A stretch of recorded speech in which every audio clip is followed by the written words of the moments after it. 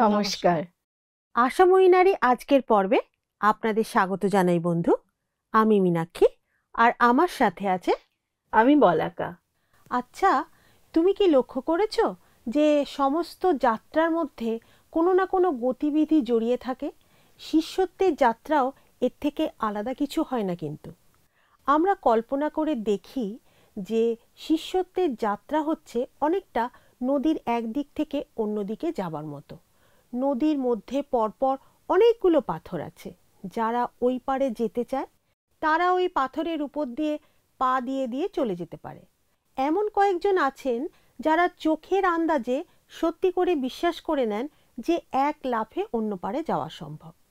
অন্যরা আবার অনেক বেশি সতর্ক আর সাবধানে প্রতিটা পাথরের উপরে পা রেখে রেখে এগিয়ে যান।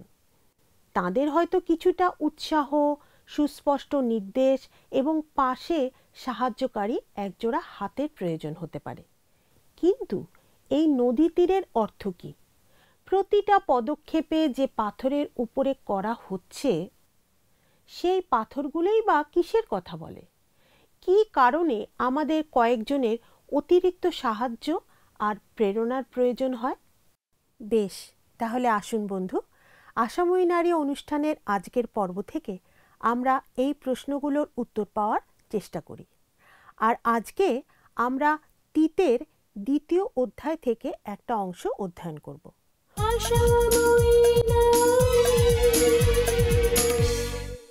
অভিধান অনুসারে একজন শিষ্য হল একজন অনুসারী, এমন একজন যে অন্য আরেকজনের বিশ্বাস শিখে সেটা চারদিকে বিস্তার করতে সাহায্য করে। কৌতূহলের বিষয় হলো যে আমরা যদি বাইবেলের দৃষ্টিভঙ্গিতে শিষ্যত্বের অর্থ দেখি তাহলে সেটা হলো খ্রিস্টীয় বিশ্বাসের ভিত্তি শিক্ষা দিয়ে খ্রিস্ট সাদৃশ্যে গড়ে উঠতে অন্যকে সাহায্য করার একটা প্রক্রিয়া। তার মধ্যে আছে আমরা কি বিশ্বাস করি, কেন বিশ্বাস করি, আর বাইবেলে সেটা কোথায় পাওয়া যায়। বাহ, এটা একটা খুব সুন্দর ব্যাখ্যা। আমি তোমার সাথে একদম একমত। কিন্তু তুমি কি জানো শিষ্যত্বের সঙ্গে নদী তীর আর তার মধ্যে থাকা পাথরগুলোর মধ্যে কি সম্পর্ক? না, আমার ঠিক জানা নেই তো। তুমি আমাদের সবাইকে বলো সেই কথা। বেশ, নদীর নিকটবর্তী তীর বলতে এমন কাউকে বোঝায় যে হয়তো আপনার ফেলোশিপে, দলের বা মণ্ডলীতে নতুন। আর দূরবর্তী তীর হচ্ছে মণ্ডলীর সেই সক্রিয় সভ্য যিনি অন্যদের শিষ্যত্বের যাত্রায় সেবা এবং সাহায্য করেন। এবার বুঝতে পেরেছি। সুতরাং পায়ের নিচের পাথরগুলো হচ্ছে সুযোগ, অধ্যয়ন, উৎসাহ, সাহায্য, পরামর্শ এবং বাস্তব শিক্ষা, যা অন্য ব্যক্তিকে নদীর দূরবর্তী তীরে পৌঁছাতে সাহায্য করে। তুমি একদম ঠিক কথা বলেছ। একজন মেন্টর হচ্ছে একজন ব্যক্তি, তিনি অন্য আরেকজনের যাত্রাপথে শিক্ষা দেন, উপদেশ দেন এবং তার পথ প্রদর্শক হন। একজন উত্তম মেন্টর অন্যদের এমনভাবে শিক্ষা দেন যাতে যেন তিনি তার শিষ্যত্বে শেখা ঐশ্বরিক জ্ঞানকে তার বাস্তব জীবনে কাজে লাগাতে পারেন। তুমি জানো মীনাক্ষী, আমি যখন আমার জীবন প্রভু যিশুকে দিয়েছিলাম তখন আমি তার বাক্যের জন্য খুব পিপাসিত ছিলাম। আমি তখন অনেকটা সময় বাইবেল পড়তাম আর নিয়মিত বাইবেল শিক্ষার ক্লাসে অংশগ্রহণ করতাম। এইভাবে আমি খ্রিস্টের সাথে চলতে চলতে বড় হয়ে উঠছিলাম। কিন্তু কিছু একটা যেন আমার জীবন থেকে বাদ থেকে গিয়েছিল। সেটা কি ছিল? আমার একজন মেন্টরের অভাব হয়েছিল, যিনি আমাকে বাইবেলের নারীদের মতো হতে শিক্ষা এবং নির্দেশ দিতে পারতেন। আমি আমার মণ্ডলীতে বয়োজ্যেষ্ঠ মহিলাদের দেখতাম। আমি তাদের পর্যবেক্ষণ করে দেখতাম তারা কেমনভাবে তাদের স্বামী এবং সমাজের অন্যান্যদের সঙ্গে বসবাস এবং কথোপকথন করেন। আমি নিশ্চিত যে আমাদের অনেকেই এমন কাউকে চান যিনি কেমনভাবে সন্তানদের ধার্মিক করে বড় করতে হয়, খ্রিস্টীয় পরিবেশে সংসার করতে হয় আর স্বামীদের বশীভূত হতে হয় আমাদের দেখিয়ে দিতে পারেন।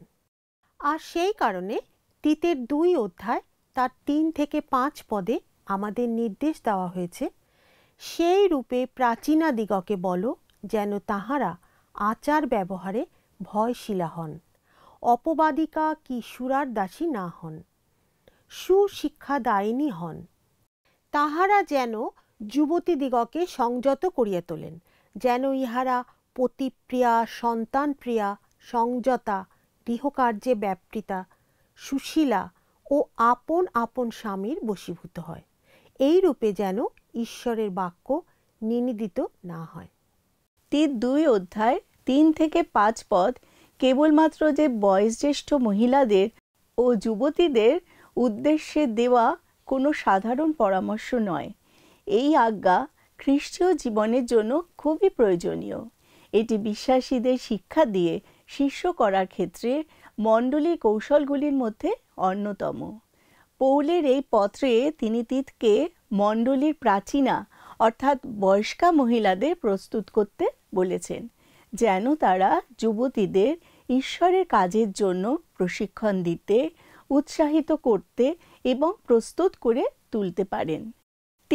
2 অধ্যায়ের মতো মেন্টর থাকা আমাদের বিবাহিত জীবনে এবং খ্রিস্টীয় যাত্রার জন্য একটা শক্তিশালী উপকরণ। একজন মেন্টর সংসারের দেখাশোনা করা থেকে শুরু করে ঈশ্বরের প্রতি ভয় এবং খ্রিস্টের শিষ্য রূপে সন্তানদের বড় করে তোলা সব কিছুর জন্যই ব্যক্তিগত নির্দেশ দিতে পারেন। তারা আমাদের ভয়, উদ্বেগ এবং চাহিদা কোনো নিরাপদ জায়গায় তাদের সঙ্গে ভাগ করে নেওয়ার অনুমতি দিতে পারেন। একজন ধার্মিক মেন্টর আমাদের ব্যক্তিগত এবং বিবাহিত জীবনে আমাদের শিক্ষা দেন, উৎসাহিত করেন এবং অনুপ্রাণিতও করেন। মহিলারা পুরুষদের থেকে অন্যরকমভাবে চিন্তা করেন। তাদের আলাদা মানসিক চাহিদা থাকে। অন্যদের সঙ্গে যোগাযোগ রাখার বা কোনো বস্তুর মোকাবিলা করার প্রক্রিয়া ভিন্ন ধরনের হয়। যেহেতু মহিলারা একে অপরকে বুঝতে পারেন এবং স্বাভাবিকভাবে একে অপরের সঙ্গে সম্পর্ক স্থাপন করতে পারেন, তাদের পক্ষে অন্য মহিলাদের সঙ্গে শিষ্যত্বের সম্পর্ক জড়িয়ে পড়া সহজ হয়। শিষ্যত্বের লক্ষ্য হল খ্রিস্টের সম্পূর্ণ একনিষ্ঠ অনুগামী তৈরি করা, যাতে তারাও তাদের পালা আসলে ঠিক একই রকমভাবে শিষ্য তৈরি করতে পারেন। 2 অধ্যায় সবথেকে ভালো বিষয় হলো যে এর মেন্টরকে আমরা সব জায়গায় পেতে পারি। হয়তো তিনি একজন খ্রিস্ট বিশ্বাসী প্রতিবেশী হতে পারেন যাকে আমরা শ্রদ্ধা করি, কিংবা একজন মণ্ডলীর সভ্যা, এমনকি পরিবারের একজন সদস্যা হতে পারেন। সাধারণত আমরা যেমন ভাবি তা না হয়ে একজন মেন্টর আমাদের থেকে বয়সে বড় কিংবা ছোটও হতে পারেন। বয়সটা গুরুত্বপূর্ণ নয়, কিন্তু তার চরিত্র এবং তার বাইবেলের জ্ঞান এবং খ্রিস্টীয় জীবনযাপনের উদাহরণ হওয়াটাই আসল কথা। আমি চাই আমরা সবাই আমাদের নিজেদের জীবনে কোনো একজন মহিলার কথা চিন্তা করি, যিনি ধার্মিক জীবন যাপন করেন, যিনি শক্তিশালী বিবাহিত জীবন এবং সংসার পরিচালনার কৌশল দেখান। তাকে আপনার মেন্টর হতে বলুন বন্ধু। আমরা শিষ্যত্বের বিস্তারিত আলোচনায় যাবার আগে আসুন সবাই মিলে একটা ভিডিও দেখি। আপনারা কোনোদিন বাড়িতে পিৎজা বানিয়েছেন? 5 বছরের কম বয়সী 5 জন বাচ্চাকে নিয়ে বাড়িতে পিৎজা বানানোর বিষয়টা কেমন? সেটা কি সম্ভব বলে আপনাদের মনে হয়? এক শুক্রবার সন্ধেবেলায় আমরা বাড়িতে পিৎজা বানাবো ঠিক করলাম। আমরা একটা টেবিলের চারিদিকে বাচ্চাদের দাঁড় করালাম, আর তারপর প্রত্যেকের জন্য আলাদা আলাদা পিৎজা রুটি সহ সমস্ত উপাদানগুলি টেবিলের উপরে রাখলাম। আমরা বড়রা প্রথমে নিজেরা পিৎজা বানাতে বানাতে তাদের বুঝিয়ে দিলাম যে আমরা কি করছি। বাচ্চারা সবাই আমাদের পিৎজা তৈরি ভালো করে দেখে নিয়ে তারপর নিজেরা আলাদা আলাদা পিৎজা তৈরি করতে শুরু করলো। আপনাদের মনে রাখতে হবে, সেই দলের বাচ্চারা সবাই খুবই ছোট ছিল। তাদের পিৎজাগুলো এক একটা এক এক রকম হলো। কোনোটাতে অনেক বেশি চিজ ছিল, কোনোটাতে অনেক বেশি মাংস ছিল, আবার কয়েকটা থেকে টপ টপ করে সস পড়ছিল, কিন্তু কমসে কম সবগুলো দেখতে এবং খেতে পিৎজার মতোই লাগছিল।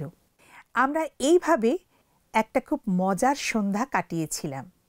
কিন্তু এই সব করতে গিয়ে একটা কথা আমার মনে হলো, যেভাবে আমরা এই বাচ্চাদের পিৎজা বানাতে শিখিয়েছিলাম সেইভাবেই যিশু এবং পৌল শিষ্য করেছিলেন। আপনাদের মনে হয়তো প্রশ্ন আসতে পারে, এটা কেমনভাবে সম্ভব? তাহলে দেখা যাক কিভাবে। 1, তাদের বলুন আপনি কি করতে চলেছেন। 2, তাদের বলুন আপনি কেন সেটা করছেন। 3, আপনি তাদের দেখিয়ে দিন সেটা কেমনভাবে করতে হয়।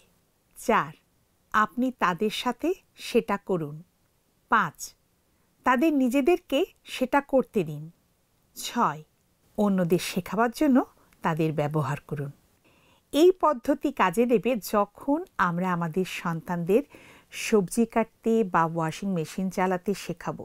প্রজেক্ট বা কাজ যেমনই হোক না কেন, আমরা তাদের শেখাবো, করে দেখাবো, ভাগ করে নেব, পর্যবেক্ষণ করব, আর তারপর তাদের হাতে ছেড়ে দেব। আমরা বাচ্চাদের হাতে তত্ত্বাবধান ছাড়াই গ্যাসের স্টোভ ব্যবহার করতে কখনোই ছেড়ে দিই না। তবে সময় ও বয়স বাড়ার সঙ্গে সঙ্গে এটা সম্ভব হতে পারে। মথি তার 28 অধ্যায় 18 থেকে 20 পদে যিশু স্পষ্টভাবে আমাদের আদেশ দিয়েছেন শিষ্য করতে। তিনি 12 জনকে নিয়ে শুরু করেছিলেন, আর সেই কাজ এখনও শেষ হয়নি। তাহলে আমরা কি যিশুর আদেশ অবহেলা করছি? আমাদের কি ভালো শিক্ষক আর পথিকৃতের অভাব হয়েছে? আমরা কি বিক্ষিপ্ত হয়ে পড়েছি? আমরা কি খুব ব্যস্ত? কিংবা আমরা হয়তো উপলব্ধি করতেই পারি না আমাদের মতো কাউকে সাহায্য করতে ঈশ্বর আমাদের ব্যবহার করতে পারেন? এই যে বিশ্বাসীদের একের পর এক প্রজন্ম একে অপরের জীবনকে অনুপ্রাণিত করছে, তীত 2 অধ্যায়ের এই চিত্রটা আমার খুব ভালো লাগে। আমাদের মণ্ডলীর যুবক যুবতীদের শিষ্যত্বের বিষয়ে যখন আমরা চিন্তা করি সঠিকভাবে, তখন সেখানে মা বাবাদের তাদের সন্তানদের শিষ্য করার জন্য বাইবেলের উৎসাহের একটি শক্তিশালী উদাহরণ লক্ষ্য করা যায়। তুমি ঠিক বলেছ। মা বাবাদের ভূমিকা ছাড়াও তীত 2 অধ্যায় আমাদের মনে করিয়ে দেয় যে পরের প্রজন্মের শিষ্যত্বের বিষয় আমাদেরও একটা ভূমিকা আছে। এই পদগুলোতে কি লেখা আছে সেটা একবার দেখি। সেই রূপে প্রাচীনাদিগকে বলো, যেন তাহারা ভয়শীলা হন, অপবাদিকা কি বহুমতের দাসী না হন, সুশিক্ষাদায়িনী হন। একইভাবে যুবতীরা পতিপ্রিয়া, সন্তানপ্রিয়া, সংযতা, গৃহকার্যে ব্যাপৃতা, সুশীলা ও আপন আপন স্বামীর বশীভূতা হন। সেই রূপে যুবকদিগকে সংযত হইতে আদেশ করো, শিক্ষা দিন, সংযত করুন, উৎসাহ দিন। এটা হচ্ছে ঐশ্বরীয় আনুগত্যের আরও বেশি বাস্তব পদ্ধতি এবং এই আশা যে অন্যরা আমাদের অনুকরণ করবে। আমাদের অন্যের জীবনের অংশ হতে হবে, বিশ্বাসে কেমনভাবে জীবনযাপন করতে হবে এই বিষয়ে তাদের সাথে কথা বলতে হবে। একটা ভালো উদাহরণস্বরূপ হয়ে তাদের দেখান বন্ধু যে ভালো কাজ কেমনভাবে করতে হয়। আমি যখন প্রথমবার তীত পড়েছিলাম তখন আপনা থেকেই নিজেকে একজন যুবতী স্থানে রেখেছিলাম। তখন যে প্রশ্ন আমার মনে এসেছিল সেটা হলো, যে প্রাচীনারা আমাকে শিক্ষা দেবেন তারা কোথায়? এখন যখন আমি তীত 2 অধ্যায় পড়ি তখন আমার মনে হয়, আচ্ছা আমি কি প্রাচীনা নাকি যুবতী? এর উত্তর হলো দুটোই। আমরা বেশিরভাগ মহিলারাই একই সঙ্গে প্রাচীনা আবার যুবতী। সেই যুবতীর মতো আমাদের প্রয়োজন হয় বয়স্ক এবং আরও জ্ঞানী মানুষের, যারা সময় নিয়ে আমাদের সংযত ও উৎসাহিত করবেন, যেন আমরা ঈশ্বরের অনুগ্রহের আলোতে জীবনযাপন করি। আর প্রাচীনা হিসাবে আমাদের শিক্ষা দেওয়া হয় যে আমাদের দায়িত্ব হলো তাদের সংযত ও উৎসাহিত করা, যখন তারা এই যুগে ন্যায়নিষ্ঠ এবং ধার্মিক জীবনযাপন করতে উৎসুক। তীত প্রাচীনাদের আজ্ঞা দিয়েছিলেন যুবতীদের নির্দেশ ও প্রশিক্ষণ দিতে, যাতে তারা পতিপ্রিয়া, সন্তানপ্রিয়া, সংযতা, গৃহকার্যে ব্যাপৃতা, সুশীলা ও আপন আপন স্বামীর বশীভূত হয়। তখন এই নির্দেশ স্থানীয় মণ্ডলীর প্রেক্ষাপটে দেওয়া হয়েছিল। এই মহিলারা প্রতিবেশী বা একই মণ্ডলীর সভ্যা, প্রভূতে ভগিনী হতেই পারেন। এই নির্দেশ কোনো সম্পর্কের প্রেক্ষাপটে দেওয়া হয়েছিল। তীত 2 অধ্যায়ের শিষ্যত্ব কেবল নির্দেশের থেকে অনেক বেশি। এটা কোনো অধ্যয়ন, অধিবেশন অথবা বাইবেল শিক্ষার ক্লাস নয়। মহিলাদের যদি কেবল এইটুকুই প্রয়োজন থাকতো, তাহলে তীত পুলপিটের উপর থেকে নির্দেশ দিতে পারতেন। বরং এটা আমাদের জীবনের প্রেক্ষাপটে দেওয়া শিক্ষা।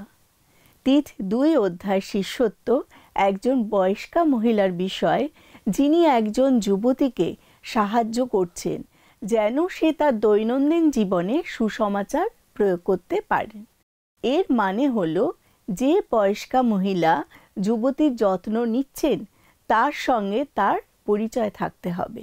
সেই যুবতীর জীবনের বিভিন্ন সমস্যায় তাকে জড়িত হওয়ার সদ ইচ্ছা থাকতে হবে। বয়স্কা মহিলাকে অবগত হতে হবে যে যুবতীর বিপদ আপদ, সংগ্রাম, পাপ ও বিভিন্ন পরীক্ষার বিষয়। তাদের সম্পর্ক যেন তাদের দৈনন্দিন জীবনে তাদের আন্তরিকতার সাথে প্রবেশ করতে পারে। এই কাজ করে বয়স্কা মহিলা যুবতীদের সাহায্য করতে পারেন, যাতে তাদের প্রতিকূলতায় তারা সুসমাচারকে অবলম্বন করতে পারেন। প্রতিকূলতা যেমন একজন অটিস্টিক সন্তানের মা কিভাবে তার জীবনে সুসমাচারকে অবলম্বন করবেন, একজন মহিলা যার স্বামী নেশাগ্রস্ত, সে তার জীবনে কিভাবে সেটা প্রয়োগ করবে, কিংবা একজন মহিলা যার গর্ভপাত হয়েছে, বা এমন একজন মহিলা যার জীবন ক্ষতবিক্ষত হয়ে গেছে। আবার হয়তো এমন একজন মহিলা যে টিভি, কেনাকাটা অথবা অন্য কিছুতে সবসময় মেতে থাকে। আমাদের মণ্ডলীর যুবতীদের বয়স্কা মহিলাদের প্রয়োজন হয়। আমাদের জীবনে একসঙ্গে চলা এবং আমাদের নিজেদের জীবনে সুসমাচার সম্পর্কে যা যা শিখেছি সেগুলো তাদের সঙ্গে ভাগ করার জন্য তাদের আমাদেরকে প্রয়োজন হয়। তাদের আমাদেরকে প্রয়োজন হয় যেন আমরা তাদের অন্তর্মহলে এবং এমন জায়গায় যেখানে তারা তাদের দিন কাটায় সেখানে প্রবেশ করতে পারি, যাতে তাদের দেখাতে পারি কেমনভাবে সুসমাচারের আলোতে জীবনযাপন করা যায়। আমেন। আমরা আরেকবার তীত তার 2 অধ্যায় 4 আর 5 পদ লক্ষ্য করি।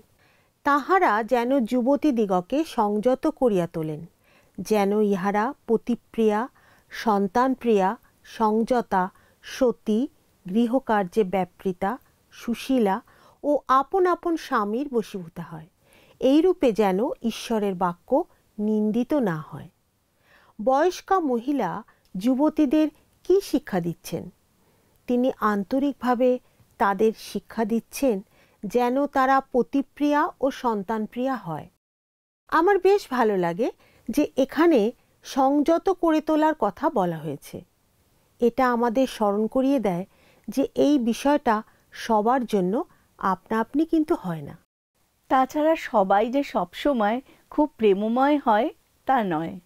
সুতরাং বয়স্ক মহিলা যিনি মেন্টর, তিনি দেখান সশৃঙ্খলাবদ্ধ একটা জীবনযাপন করতে কেমন লাগে।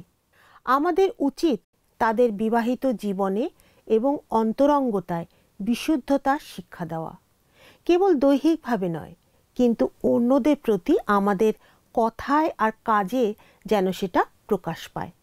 যত্ন সহকারে সংসার করা হচ্ছে সবচেয়ে কঠিন। এখানে মনে রাখার বিষয় হলো যে আমাদের প্রাথমিক কর্তব্য হলো আমাদের সংসার আর পরিবারের প্রতি। সুতরাং আমরা যদি আমাদের পরিবারের বাইরে কাজ করি, আমরা যেন কখনো আমাদের সংসার আর পরিবারের প্রতি মনোযোগী হওয়ার প্রাথমিক কর্তব্যকে অবহেলা না করি। এই কাজ করার থেকে বলা সহজ, বিশেষ করে আজকালকার দিনে, কি ঠিক কিনা? একদম ঠিক বলেছ।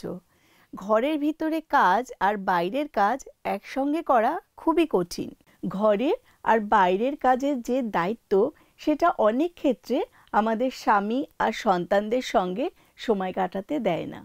এটা প্রায় অহংকার ও নিরাপত্তাহীনতার লড়াইয়ে পরিণত হতে পারে। অনেক সময় যখন আমরা এই উক্তি শুনি, স্বামীর বশীভূতা হও, তখন মনে হয় আমাদের ভাবমূর্তি আমাদের স্বামীদের থেকে অনেক নিকৃষ্ট এবং নিচু। এটা নিয়ে আমাদের অনেকেরই সমস্যা থাকতে পারে, আর এই বিষয়ে আলোচনা করা খুবই অস্বস্তিকর হতে পারে। কিন্তু আমি সত্যি বিশ্বাস করি যে স্বামীর বশীভূতা হওয়া বলা হয়েছে পরিবারে স্বামীর ভূমিকা আর কাজের বিষয় মনে রেখে, যেহেতু বাবা বা স্বামী হচ্ছেন পরিবারের মাথা। এটা কখনোই স্ত্রীর মূল্যকে খাটো করার কথা বলে না। একটা খুব সুন্দর উক্তি আমি একবার কোথাও পড়েছিলাম। একজন স্বামী আর একজন স্ত্রীর জন্য ঈশ্বরের আলাদা আলাদা কাজ, ভিন্ন রীতিনীতি আছে। আর আমরা যদি আমাদের ভূমিকা ঠিকভাবে পালন করতে পারি, তাহলে আমাদের দুজনেরই জিত হয়। সুতরাং অন্যভাবে বললে, আমরা যদি আমাদের স্বামীর প্রতি বশীভূতা হতে পারি, তাহলে আমাদের বিবাহিত জীবনে সুসমাচারকে একটা খুব সুন্দর চিত্রে প্রদর্শিত করতে পারব। আমি ভাবি কোনো একজন বয়স্ক মহিলার প্রকৃত উদাহরণ বাইবেলে আমাদের জানা আছে কিনা। ও হ্যাঁ, আছে তো। সারা হচ্ছেন একজন মহিলা যিনি স্বামীর বশীভূতা এবং সদাপ্রভুর উপর নির্ভরশীল হওয়ার একটা সুন্দর উদাহরণ। হান্না তার বৃদ্ধ বয়সে উপবাস আর প্রার্থনার সঙ্গে উপাসনা করতেন আর যিশুর বিষয়ে সবাইকে বলতেন। তাবিথা বিধবাদের যত্ন নিতেন আর অন্যদের সেবা করতে জীবনকে ব্যবহার করতেন। আমার পুরাতন নিয়মের হান্নার কথা মনে পড়ে, যিনি সদাপ্রভুর সেবায় তার পরিবারকে উৎসর্গ করেছিলেন। সদাপ্রভুর উদ্দেশ্যে তার প্রার্থনা সমস্ত যুগের মহিলাদের বিষয় খুব সুন্দর উদাহরণ।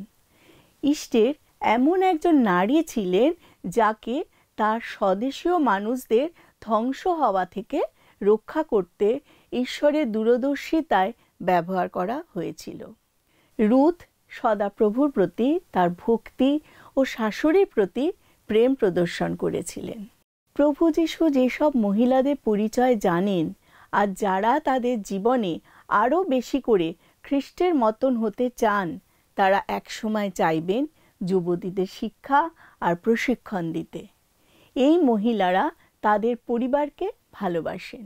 তারা তাদের পরিবারে তাদের স্বামী ও সন্তানদের যত্ন নিতে আনন্দ পান। তাদের পরিবারকে তারা তাদের জীবনের অন্তরায় নয়, কিন্তু প্রভুর সেবা করার একটা সুন্দর পন্থা বলে মনে করেন। তাদের আবেগ আর অনুরাগের প্রতি তারা সংবেদনশীল থাকেন আর সেগুলি নিয়ন্ত্রণে রাখেন।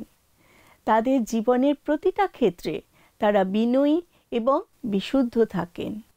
তারা তাদের নিজেদের থেকে অন্যদের বিষয়ে ভালো কথা বলেন।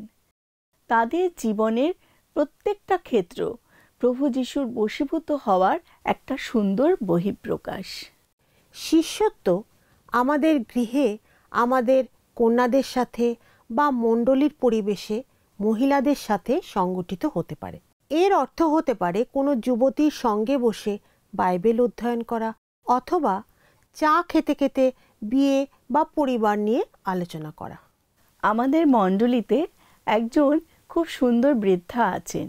তিনি বাইবেলে যা কিছু পড়েন সেটা অল্প বয়সী মেয়েদের সঙ্গে দেখা হলেই সেটা তাদেরকে বলেন। তিনি হয় কোনো মহিলার সঙ্গে বসবেন, না হলে ফোন করে বলবেন, শোনো, ঈশ্বরের বাক্য থেকে আমি আজ কী পাঠ করেছি। আর তারপরেই তিনি বাইবেলের থেকে সেই অংশটা তাকে পড়ে শোনাবেন। আর এটাই হচ্ছে তার কথোপকথন শুরু করার পন্থা। ব্যাপারটা আমার দারুণ লাগে। আমরা নিজেরাও অন্যদের সাথে খুব সহজেই কিন্তু এটা করতে পারি। আমি জানি বন্ধু, শিষ্যত্ব অত্যন্ত কঠিন বিষয় আর এই জন্য জ্ঞানের প্রয়োজন হয়। সেই কারণে আমাদের সৃজনশীল হতে হবে এবং আমাদের ঈশ্বরের জ্ঞান থাকতে হবে। প্রিয় বন্ধু, আমরা আমাদের অনুষ্ঠানের একদম শেষে এসে পৌঁছেছি। আসুন বন্ধু, আমরা প্রার্থনায় যাই। আসুন বন্ধু, আমরা প্রার্থনা করি। হে আমাদের স্বর্গীয় পিতা, প্রভু, আমরা এতক্ষণ যা কিছু বললাম, আমাদের দর্শক বন্ধু যা কিছু শুনলেন তোমার কথা প্রভু, তুমি আমাদেরকে সেই মতন চালাও, আমাদেরকে সেই মতন মেন্টর তৈরি করো প্রভু। আমরা যেন যুবতীদের সাথে তোমার কথা বলতে পারি, তোমার পথে এগিয়ে নিয়ে যেতে পারি প্রভু গো, তুমি আমাদেরকে সাহায্য করো। এই সমস্ত প্রার্থনা প্রভু যিশু তোমার নামে চাই, তুমি শুনলে পিতা, তার জন্য তোমায় ধন্যবাদ দিই। আমেন। প্রিয় বন্ধু, স্ক্রিনে দেওয়া মিসড কল নম্বরে অবশ্যই একটা মিসড কল দেবেন, আর প্রার্থনার নম্বরে আমাদের সাথে যোগাযোগ করবেন। আবার দেখা হবে, ততদিন ভালো থাকবেন। নমস্কার।